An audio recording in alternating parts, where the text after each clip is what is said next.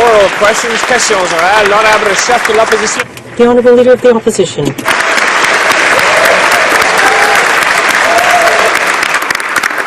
Mr. Speaker, Canadians were disappointed when the UN Security Council failed to deal with the crisis in Syria after a veto from Russia and China. Will the Prime Minister raise this issue in China? What pressure will he exert? In the meantime, the United States has closed its embassy in Damascus and pulled American diplomats out of Syria. Will Canada also recall its ambassador? The Honourable Minister of Human Resources. Speaker, our government has worked very closely with the international community to apply pressure on the Assad regime to stop the slaughter. We've been very clear about this. Assad must go. And, Mr. Speaker, that's why Canada announced an evacuation of all Canadians from Syria. Consular services at the embassy are down to skeletal level, and we repeat our call for Canadians to leave Syria just as quickly as possible while they still can. The Leader of the Opposition. Monsieur le Président. Mr. Speaker, the Conservatives continue to remain vague about their proposed changes to old age security. People are very concerned because the government is refusing to answer the question and be precise. I have a precise question, therefore. Will the Conservatives change the eligibility age for old age security benefits? Will the age go from 65 to 67? Is it clear? Yes or no? The Honourable Minister of Human Resources. What we will do, Mr. Speaker, is ensure security and safety of the old age security program for retired people today and for future generations. It is very important to maintain the viability of the program for our young people so that it will be there for them in the future. The Leader of the Opposition. Monsieur le Président, Mr. Speaker, the Minister of State for Seniors confirmed last week that changes to the retirement system will be in the next budget. It's RRSP season. People need to be able to plan for their retirement, and they need all the information they need. Will the age of eligibility for old age security benefits go from 65 to 67? When will this measure come into effect? Will it come into effect? Yes or no? We need to know. The Honourable Minister of Human Resources Development.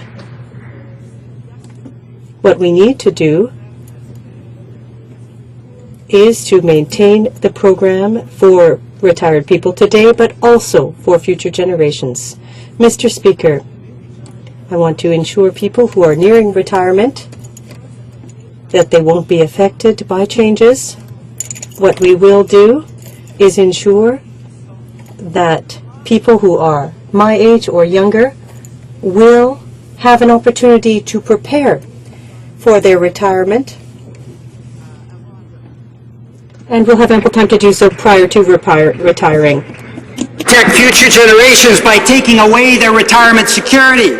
There's no leadership there. Even in London, Ontario, Labour and businesses and citizens are showing leadership where this government has failed. Mark's Work Warehouse is giving Caterpillar the boot at their stores. 465 families lost a breadwinner in London last Friday. Unemployment continues to rise across this land. When is this government going to show leadership? When are they going to get work on a jobs plan so that Canadians can get back to work? The Honourable Minister of Finance. Well, Mr. Speaker, we remain focused, of course, on jobs and economic growth.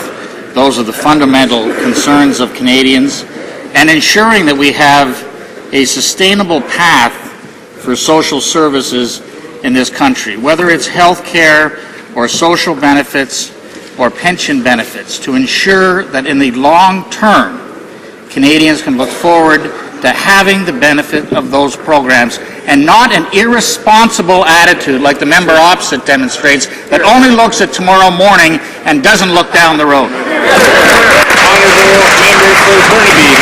The long-term Canadian family is going to be a lot worse off under this government. Conservatives gave Caterpillar $5 million. Now, the Prime Minister was willing to use the workers as an election prop for his photo op, and now that those same workers are out on the sidewalk, he just drives right by in his limousine. They've thrown millions of dollars away, and what we have are plant closures and jobs going south. White Birch, Mabe, AstraZeneca, and now Electromotive. Why is this government dropping the ball? Where's the jobs plan for our hard-hit communities across this country? Where are the jobs? Where are the jobs plan? The Honourable Minister of Finance. My car, Mr. Speaker, is actually a Chevrolet Impala from Oshawa, Ontario. And the member opposite will recall voting against our plan to save General Motors and the 400,000 jobs in the auto sector across the country. But I know my friend opposite is a student of parliamentary history, and I know he wants to remember, he just forgot to say so, to congratulate the Prime Minister's government on their 6th anniversary of being sworn in as the Government of Canada. An excellent government experience. The Honourable Member for Toronto Centre. Mr. Speaker, the government is spent the last week trying to prepare people for a change in old age security, a change presumably in guaranteed income supplement. Nobody's quite sure what it is the Prime Minister exactly was talking about in Davos. But I'd like to ask the government today, Mr. Speaker, if they can at least make a commitment that none of these changes that they're talking about will take place until after 2015, so that at the very least, Canadians will have an opportunity to vote on the changes which are being imposed on them by this government, Mr. Speaker. The Honourable Minister of Human Resources. Mr. Speaker, the Prime Minister and I have been very clear all along, and that is that anyone who is currently accessing old age security or GIS benefits will not be affected by the changes. Anyone who is nearing retirement will not be affected by the changes. But we've also reassured Canadians that anyone who is young enough, like myself, or people who are younger than I, we want to make sure that they have time to change and adjust their plans for their own retirement. So we're going to make sure that they do have the time to do that. Member for Toronto Centre. Well, Mr. Speaker, I'm not about to ask the Minister how old she is, but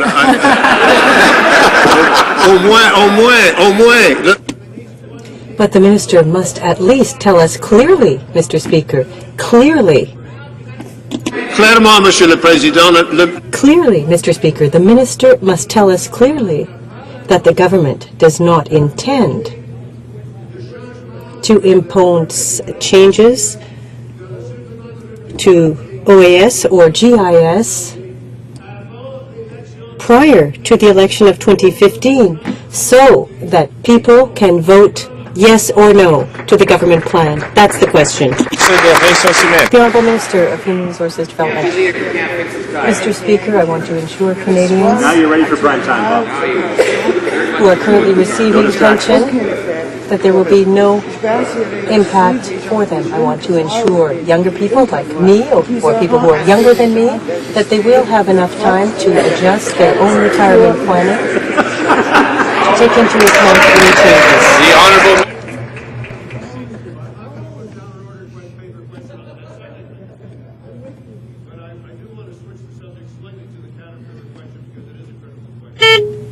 to ask the government whether, first of all, they will table all of the decisions with respect to the approval of the foreign investment by Caterpillar in the Electromotive Company. I want to ask the Minister very directly how it could be that the government could have allowed such an investment without receiving guarantees from the company with respect to its future intentions. A hugely profitable company, a hugely profitable operation in London, shut down, workers left to the side, all that intellectual property going down to Indiana. Where was the government? What? Order. The Honourable Minister of Industry.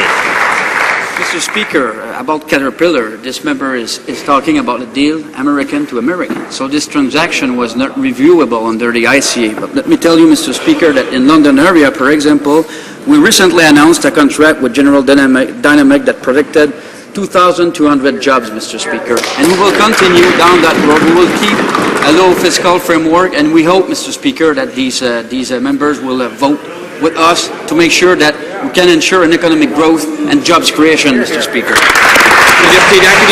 The Honourable Member for Acadie-Bathurst. Mr. Speaker, the closure of the Caterpillar plant in London shows that blind corporate tax cuts don't work. After having made record profits last quarter, the companies decided to, first of all, lock the workers out, and in the end, to throw them out. 450 jobs are going to the U.S. In December, Electrolux closed its plant in Quebec. 1,300 jobs were lost. What is the government doing for laid-off workers, apart from giving tax credits in order to enable their former employer to create jobs abroad? What's the government doing? The Honourable Minister of Industry. Mr. Speaker, first of all, we have sympathy for the workers. It's a very dramatic situation that they're living, but Mr. Speaker, we need to continue to put in place measures that can help to ensure economic growth and job creation. That's why we have adopted the tax credit for hiring and the accelerated capital cost deduction in order to allow for investment. We have put additional funding into labor market training, skills training, and we will continue to do so, continue to take measures so that the market is opener, so that jobs can be created and that there is economic growth. But the members opposite always vote opposed to those. Those jobs are always going abroad. The government's answers that are devoid of any meaning don't help Canadian families in any way, shape, or form. They're suffering from the disappearance of 40,000 manufacturing jobs last year, and the Conservatives simply stand idly by. When Mabi Canada did the same thing in Quebec, the provincial government took a stand and called for the $2 million to be reimbursed. What will the Conservatives do to protect good jobs from these revolting practices being used by companies? These are revolting and unacceptable practices by these companies, Mr. Speaker.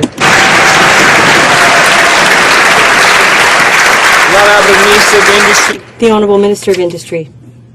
Mr. Speaker, we have to have some consistency here. Now, we have an economic action plan that has led to 600,000 jobs, net jobs created in Canada.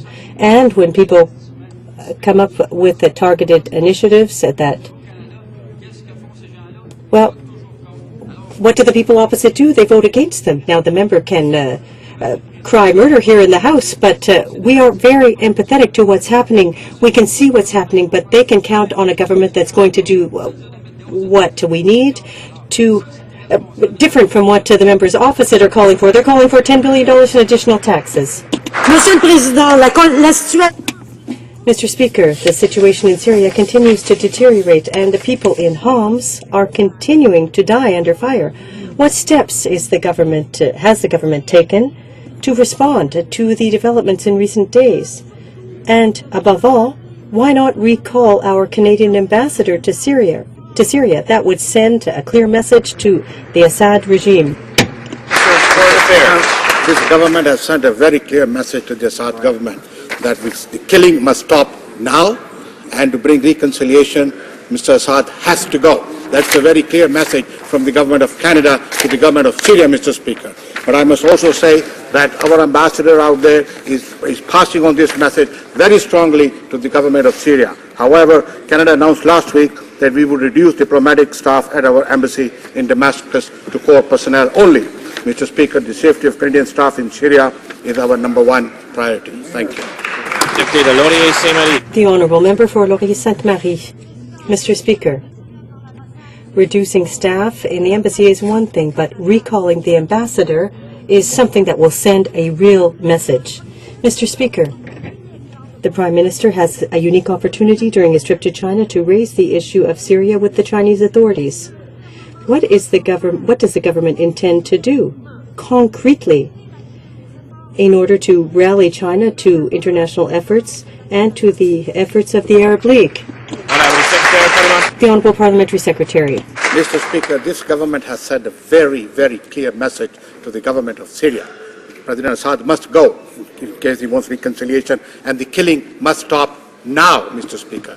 We are working with our allies to put pressure on the Syrian government. As far as China is concerned, Mr. Speaker, the Prime Minister will discuss a whole range of issues with our hosts, including the situation in Syria and Iran. Thank you. Honourable Member for Windsor West. Mr. Speaker, after this government's trade agenda in Washington collapsed, we all know they're desperate for a win. But as Conservatives go to China, they should be mindful of their bad track record as trade negotiators. Canada's manufacturing trade deficit has swelled drastically under the Conservatives, from $16 billion to $81 billion in 5 years, costing thousands of good-quality Canadian jobs. Mr. Speaker, with the Prime Minister in China to talk trade, where is the Conservative plan for protecting our manufacturing sector? Hear, hear. The Honourable Parliamentary Secretary, the Minister of International Trade. Mr. Speaker, it's our Conservative government that has aggressively pursued Canada's trade expansion in China. We've secured approved destination status for Chinese tourists. Two-way trade is now almost $60 billion. That's up from $36 billion under the Liberals. And, Mr. Speaker, I can guarantee you one more thing. We'll take no advice on trade from the NDP. They voted against every trade agreement we brought to this place.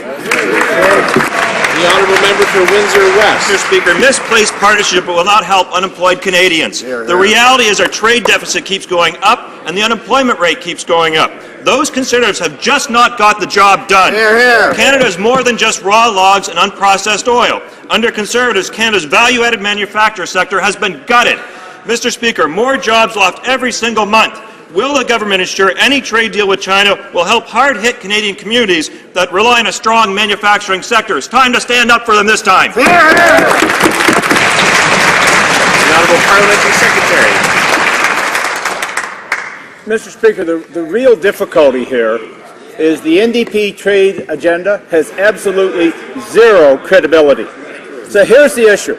We stand up for Canadian workers every day by pursuing a trade agenda abroad to guarantee... Order. Order. There's far too much noise from that end of the chamber. The Honourable Parliamentary Secretary has the floor. Mr. Speaker, I'll finish up.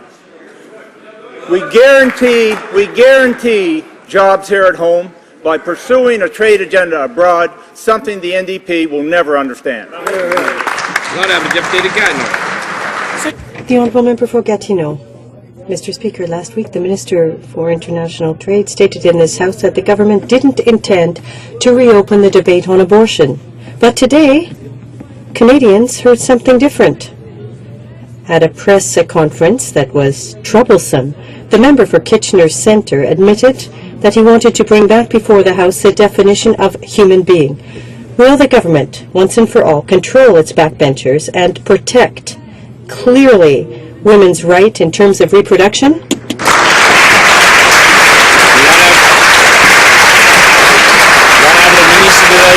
The Honourable Minister of Justice. The Prime Minister has been very clear the government will not reopen this debate.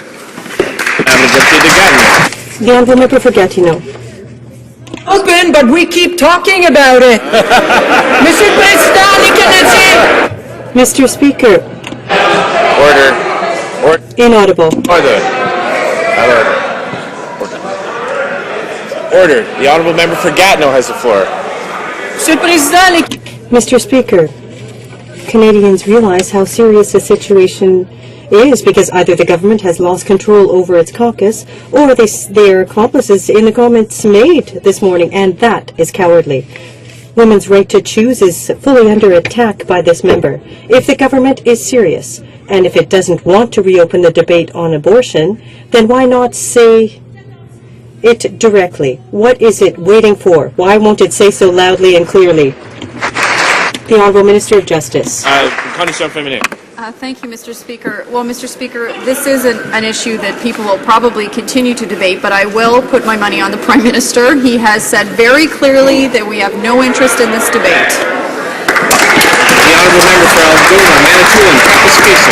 Mr. Speaker, women across Canada today are facing the return of a battle we all hoped had ended years ago. The Conservative member for Kitchener Centre is reopening the debate on a woman's right to choose. Canadian women see this for what it is, an attack on our reproductive rights and on our bodies. Silence from the government is not enough. Their claim of not reopening this old debate is not enough. Will the government stand up and pledge to vigorously defend women's rights against these attacks? Hear, hear.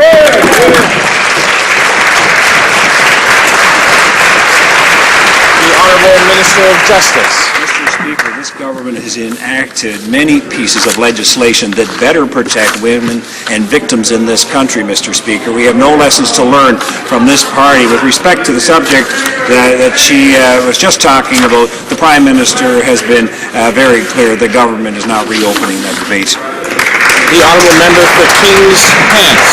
Mr. Speaker, in the last year, over 60% of the jobs created in Canada have been in just one province, Alberta. But outside of the oil patch, the economic recovery has stalled. Last year, Montreal lost 36,000 jobs. Toronto lost 45,000 jobs, pushing the unemployment rate in those two cities over 9%. And in rural Canada, in places like the Annapolis Valley, we're hemorrhaging jobs. With most of the country still shedding jobs, will the Finance Minister offer a real jobs budget instead of just a cuts budget? The Honourable Minister of Finance. Mr. Speaker, I look forward to offering a budget to this House that concentrates on jobs and economic growth. In fact, we did that last March, and the member opposite voted against it, and that's why he's sitting way down there rather than over here where he used to sit. We will concentrate on jobs and economic growth, and I'd suggest the honourable member he ought to also. The honourable member for York West. Mr. Speaker, the Prime Minister touched off a firestorm when he placed pensions on the chopping block. Now, in the latest mixed messages coming from this government, the Minister has suggested that she won't attack today's seniors, just their children and their grandchildren. So while this government takes cheap shots at the seniors of tomorrow, not one Conservative has had the backbone to protest. Will even one Conservative stand up today, remove the muscle, and stand up and fight for their constituents? The Honourable Minister of Human Resources. Mr. Speaker, I've been very clear that we're going to protect the seniors of today, but also future generations. Mr. Speaker, I'd like to read your quote. Canada, like most countries in the industrialized world, must confront the dynamics of an aging workforce now or risk being left behind when the current generation of workers begins to retire in the coming years. It's a challenge we simply must meet.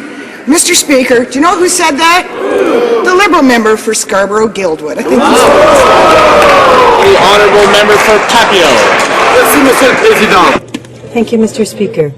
Once again, in an interview granted on the weekend, the Minister of Human Resources was unable to explain to Canadians concerned by the changes this government intends to make the details about the changes it'll make to old age security. What is clear is that they're going to be balancing the budget at the expense of workers. 9 out of the 4 million Canadians who will turn 65 in the next decade will be eligible for the OAS, but more than half of them are earning under $25,000. How can the government attack our poorest seniors like that?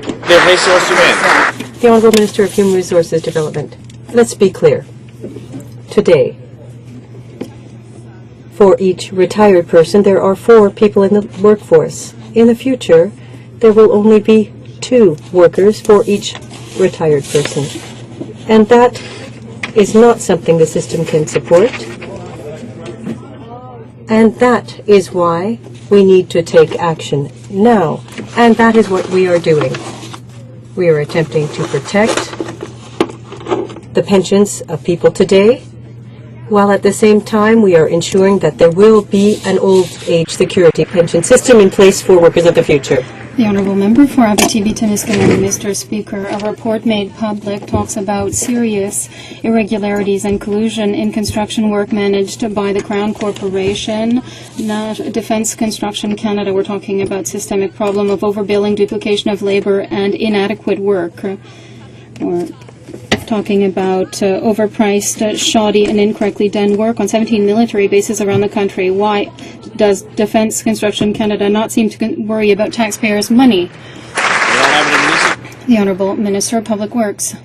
We have an obligation to ensure we get the best value for taxpayers' dollar. I have to say we have not received a copy of the report from the union yet, but when we do receive it, I can ensure that any documented allegations will be investigated by my department, and importantly, the Auditor General is already conducting an audit of defence construction management, so I will ensure that any documented allegations are brought to the attention of the Auditor General's office. The Honourable Member for Abitibi-Témiscamingue. Mr. Speaker, I would like to say that we're talking about serious allegations of shoddy work done on our military bases across the country. An entrepreneur apparently submitted an invoice for nearly $22,500 to replace a floor and install tile. Another entrepreneur apparently installed bolts in the wrong spot on a foundation and tried to hide the mistake instead of fixing it. Why don't these contractors seem like they can do the job like it should be done without overcharging taxpayers? The Honourable Minister of Public Works. Mr. Speaker, as I said, we have not received the report from the union yet, but when we do receive any documented allegations, we will ensure that they are investigated, and I will communicate those documented allegations to the Auditor General's office. It's important also for the member to know that Defence Construction Canada is bound by the Financial Administration Act. They also have their own internal audit mechanisms, and they are also audited by the Defence Department. Hamilton Centre. Thank you, Mr. Speaker. Contractors doing work on a military base in Saskatchewan reportedly doctored invoices to pad their bill. And the same contractor allegedly charged Defence Construction Canada more than $2,800 for small tools. Mr. Speaker, who in their right mind hires a contractor that doesn't even have the tools to do the job?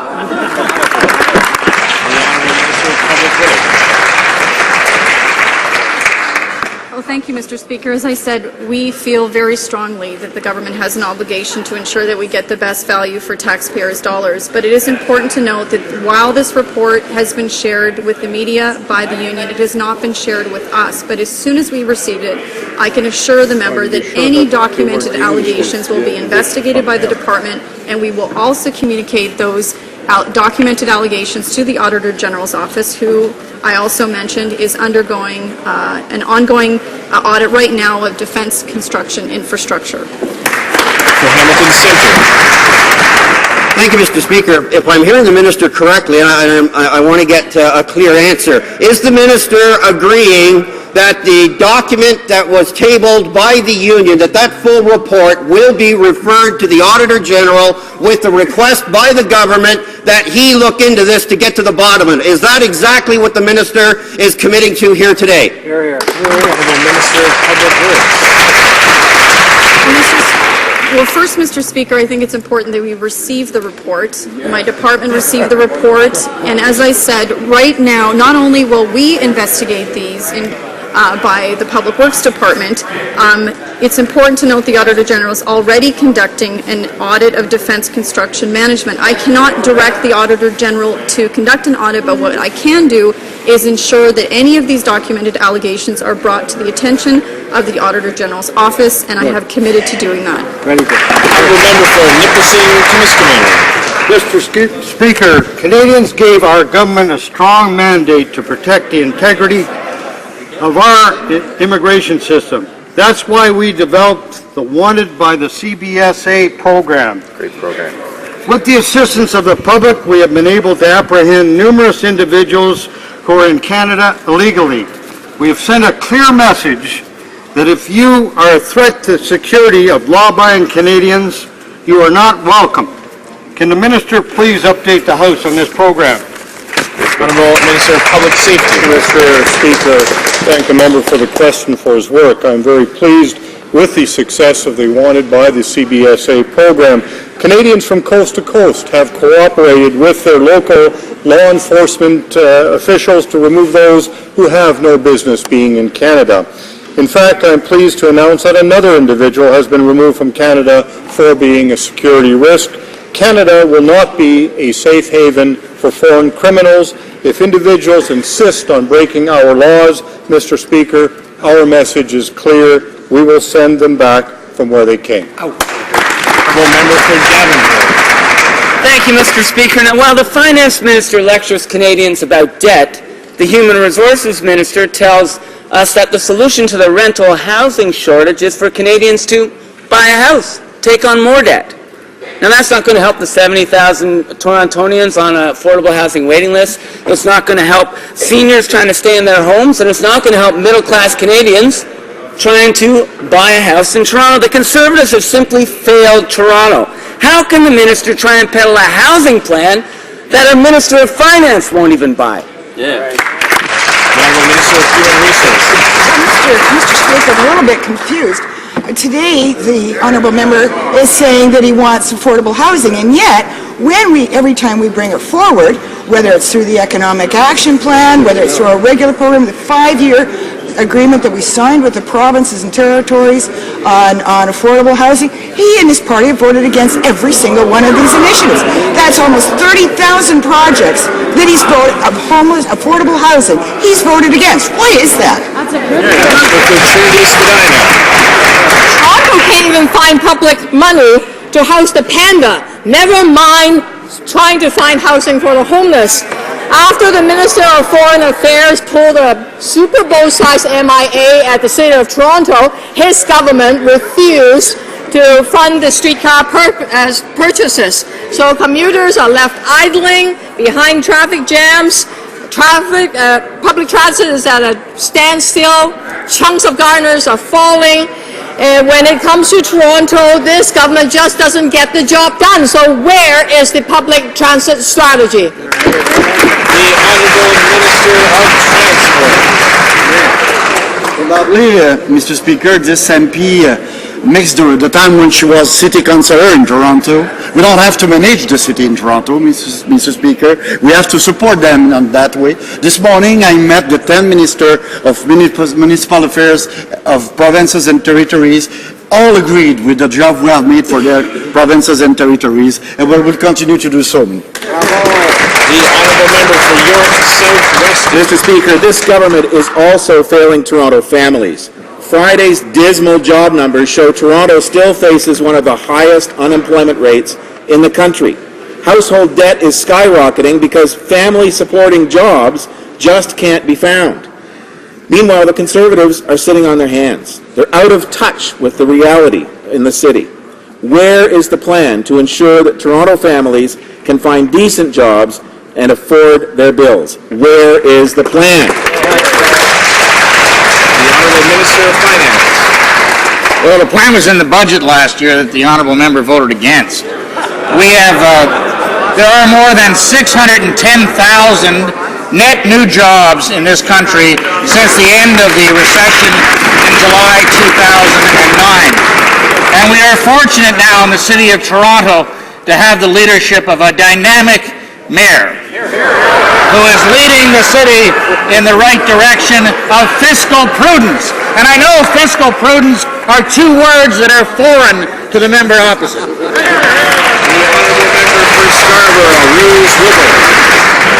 We voted against it because it didn't get the job done. Precarious part-time jobs don't get it done. This government is failing Toronto seniors too. Seniors across the city are concerned about the Conservatives' attack on old age security, and young Canadians are worried about being forced into 2 more years of work before they can retire just so rich CEOs can get yet another tax break. Toronto seniors and families are tired of being ignored by this Prime Minister.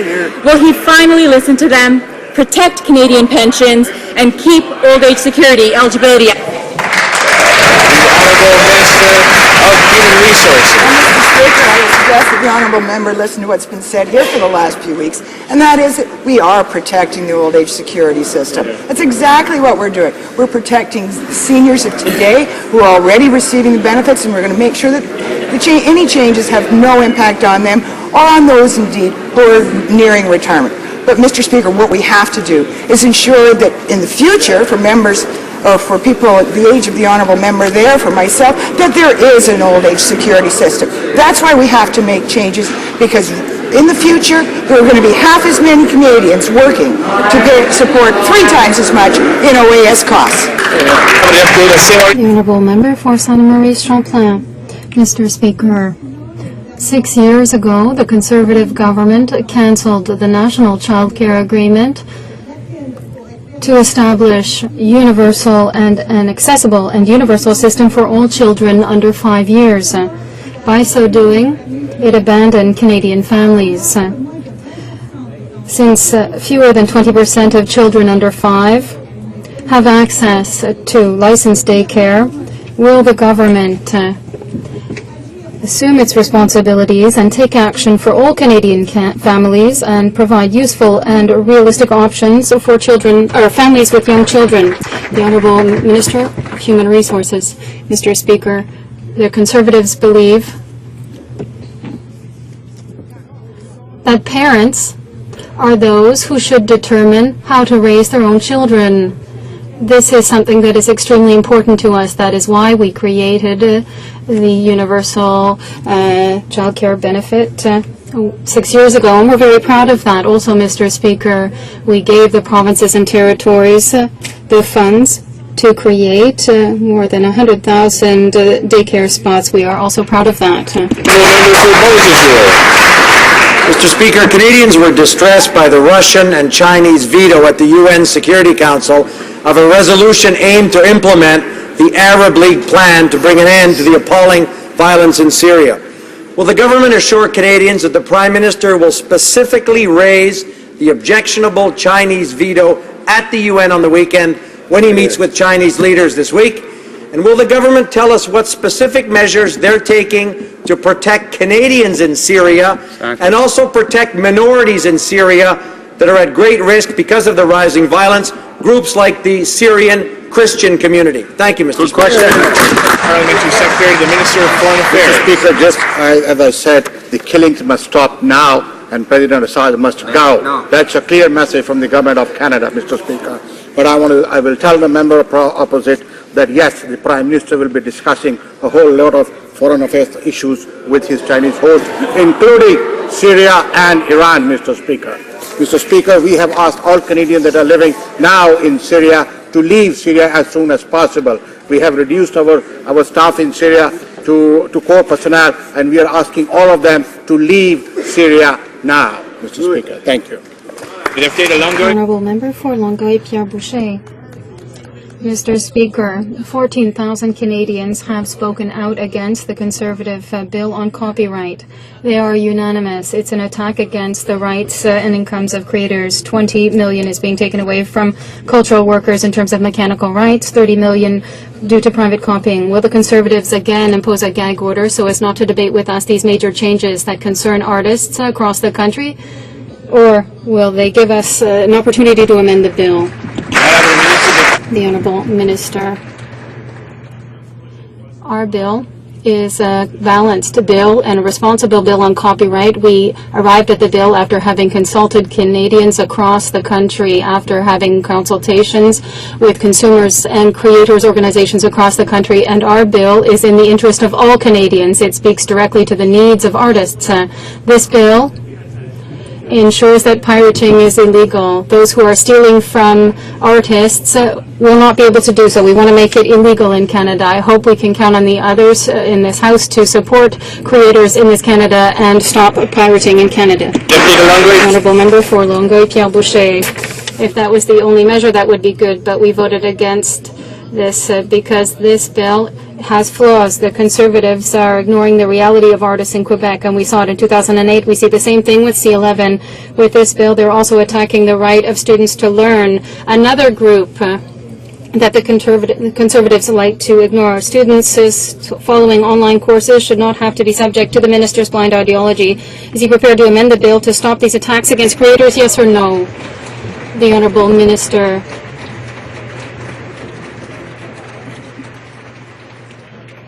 The Honourable Minister, my colleague should know that the organizations that represent the needs of students support our bill.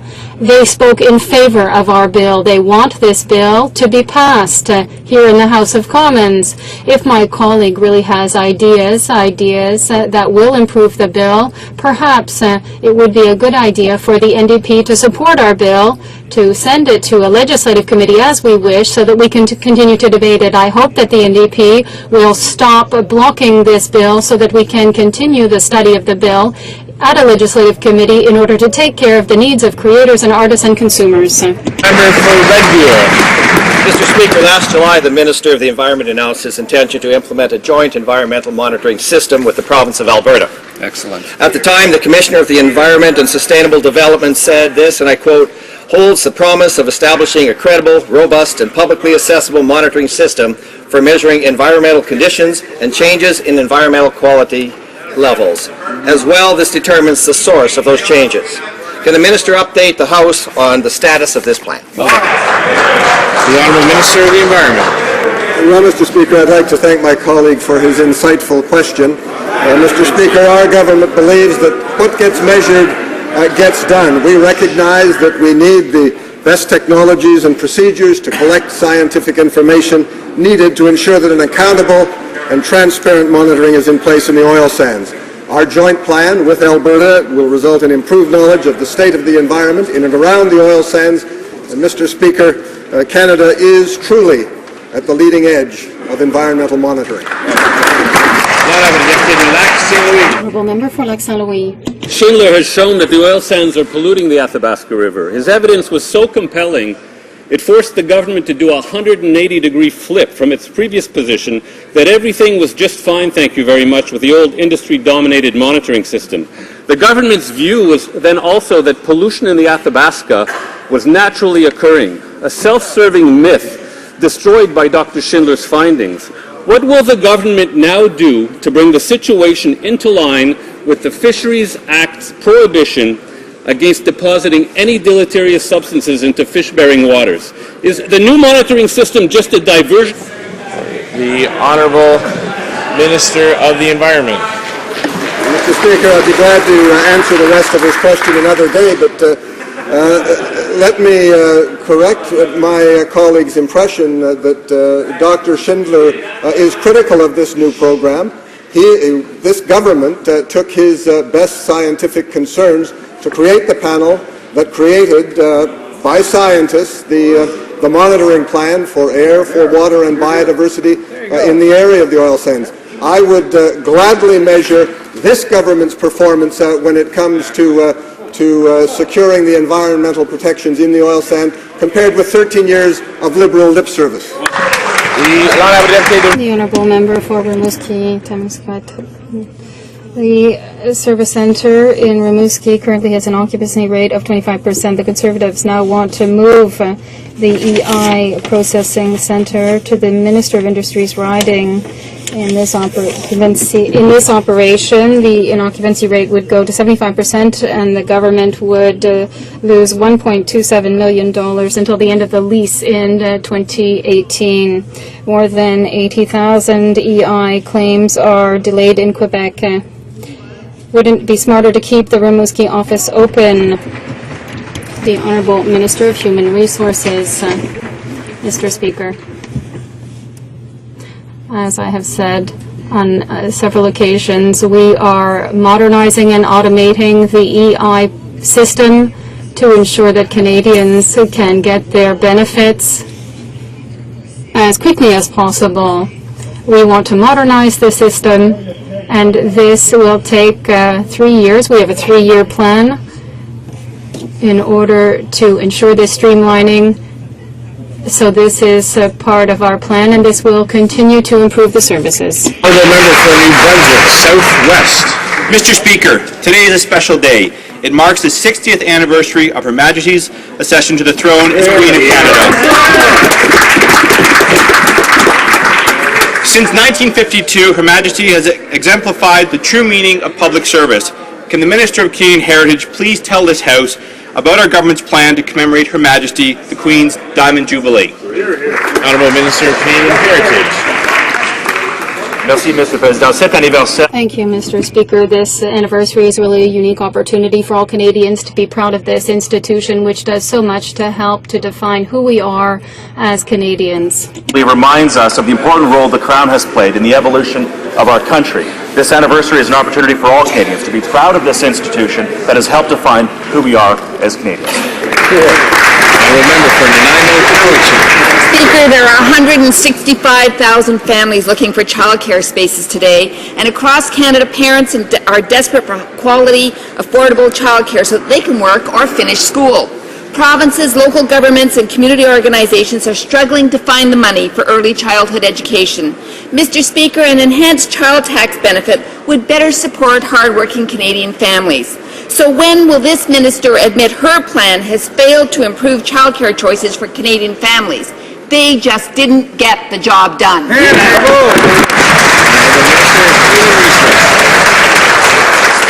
we did is we recognize that there's a difference in what different parents need to raise their children in terms of childcare. Some prefer to stay at home. That's fine. Some prefer to have formal daycare. That's fine too. And that's why we gave them the choice 6 years ago with the universal childcare benefit. And we also gave the funding to the provinces to create over 100,000 new childcare spaces. But Mr. Speaker, when it comes to the child tax benefit, enhancing it, well, you know what? We did that too. Sadly, guess what? NDP voted against every single one of those things we did to help Canadian parents. Honourable Member for Hunsik. Mr. Speaker, last Wednesday, a Conservative senator made comments in favour of reopening the debate on capital punishment. Today, it's a Conservative member who is preaching to reopen the debate on abortion by introducing a motion to redefine the notion of human being. This government, is it not indirectly doing what it claims it doesn't want to do directly? That is, reopen the debate on capital punishment and abortion. The Honourable Minister of Justice. No, Mr. Speaker, we're not reopening the debates on either of those subjects. That concludes question period for today. I would like to draw to the attention of honourable members the presence in the gallery of the Honourable Darryl Kozlowski, Premier of Yukon.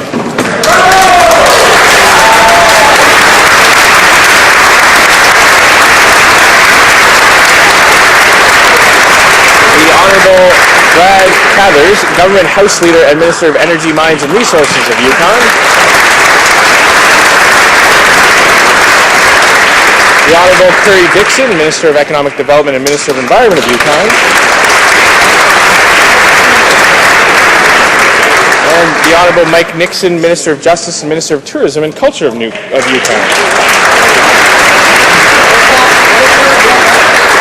And the Honourable Doug Griffiths, Minister of Municipal Affairs for Alberta.